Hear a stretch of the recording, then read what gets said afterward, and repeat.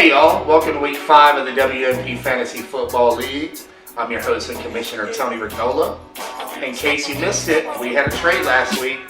That's right, Phillies Blow traded the number 1 overall pick in the draft, quarterback Aaron Rodgers, and wide receiver Randall Cobb to nickel for wide receivers Julian Edelman and Steve Smith Sr. After giving up on Aaron, Brian now will have to rely on Eli Manning or Joe Flacco as the starting quarterback. Did that trade pay off for Brian in week 5, you ask?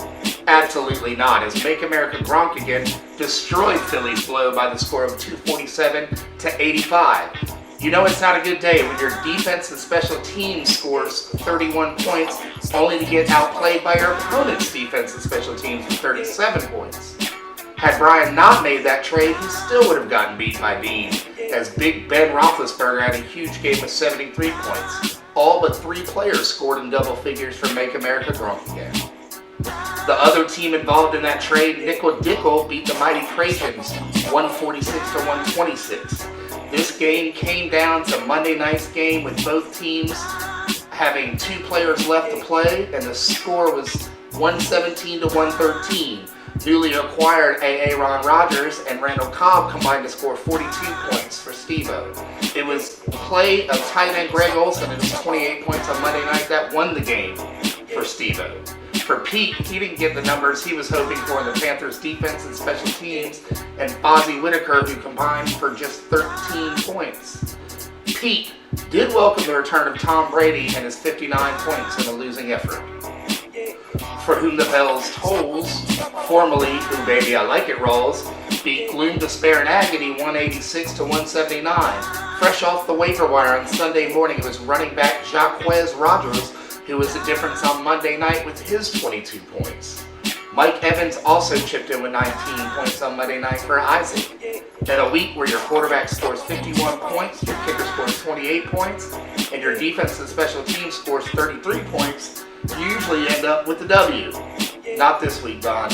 Not this week. Winless no more. Curtis finally tasted victory for the first time this year as Orange Chill beat Me and My Nagintas 208 to 172. Curtis got a monster game from rookie running back Ezekiel Elliott with 42 points. Curtis finally starting quarterback Derek Carr, who got him 49 points. Joining Elliott and Carr with at least 40 points was wide receiver Amari Cooper and his 40 points. Only 5 of Josh's 10 starters scored in double figures, with T.Y. Hilton falling out with 38 points. The losing streak is now at 4 in a row for defending league champion South Park Cows, as Succo My Sacco won by the score of 192 to 112. Patty only had 5 of her starters in double figures, with Dak Prescott leading the way with 33 points. Thankfully for me, Patty's running backs pretty much took week 5 off with a combined 3 points from her 2 starters at that position, while my 2 running back starters combined for 54 points. 9 of my 10 starters scored in double figures, with the lone non-double figure scorer being A.J. Green with 5 points. Carson Wentz led my balanced scoring attack with 39 points. And there you have it. That's week 5 in a nutshell. Tune in next week to see how your favorite team does.